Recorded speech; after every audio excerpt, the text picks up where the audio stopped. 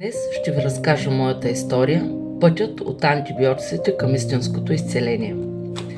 Аз съм Петя и съм майка на 3 деца. Първият ми син се роди преди 25 години.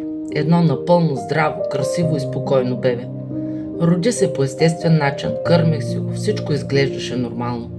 Докато един ден, когато беше на 6 месеца, след контакт с болно дете, започна леко да накашля. Нищо особено, просто една кашлица.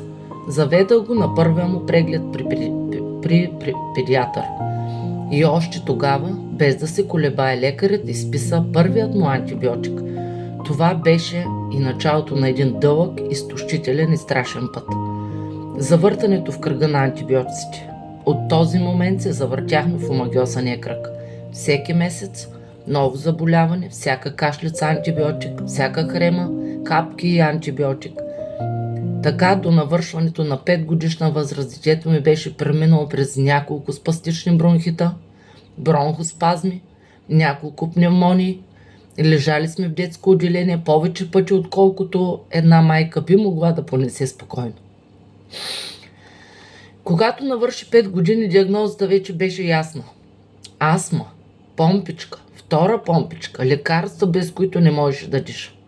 Помня деня, в който стоях срещу лекаря и го питах: „Докторе, до кога с тези помпи? Вие обричате детето ми?“ Отговорът беше: „Той ще го израсте.“ А аз знаех, че повече така не мога.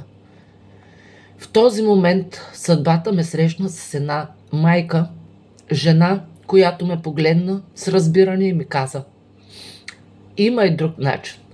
Опитай с хомеопатия.“ Това беше повратния момент в живота ми. Тогава започна моето истинско търсене, учене, проучване и моето отказване от химията. Новият път към здравето. Вече 20 години хомеопатията е част от нашия дом. Тя е първата ми помощ, първият ми избор, първата ми вяра. Днес лекувам децата си само с хомеопатия, хранителни добавки, супер храни, натурални методи, с бабини рецепти. Всичко от природата. И не, това не е сляпа вяра. Това е опит, доказан с моите 3 деца. Първият ми син беше опита, през който преминах. Другите ми 2 деца вече растат по един напълно различен начин, близо до природата, с подкрепа за тялото. Не с лекарства, а с истинско изцеляване. И днес, вече 20 години, не давам на децата си никакви химически лекарства. Преди да помисля да вляза в аптеката, аз вече съм опитал всички природни методи, хомеопатия, добавки, масла, супер храни, билки.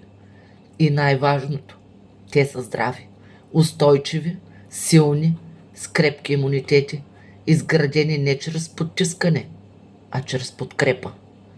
Това е моята история. История на една майка, която избра да вярва в тялото и в природата. И никога не съжали.